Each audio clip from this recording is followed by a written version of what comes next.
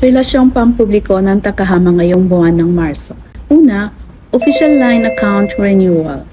Ang official line account ng lungsod ay may mga bagong additional features. Gaya nito, na madali nang ma-explore depende sa inyong interes. At hinihikayat namin kayo na i-add friends ang line account ng lungsod para kayo ay updated sa maraming paraan. Pangalawa, pabahay ng munisipyo ay bukas na ulit para sa mga aplikante.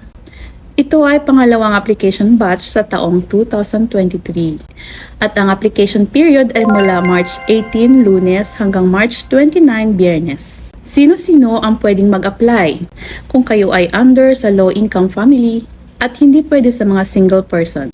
At ito ay para sa mga nagbabayad ng buwis na walang palya. Kung merong mga katanungan tungkol dito, punta lang kayo dito sa Tsunago para matulungan po namin kayo. Pangatlo, Oyama Senbon Sakura Light Up. Hinihikayat po namin kayong lahat na i-enjoy ang Sakura Season Light Up dito sa Oyama Park.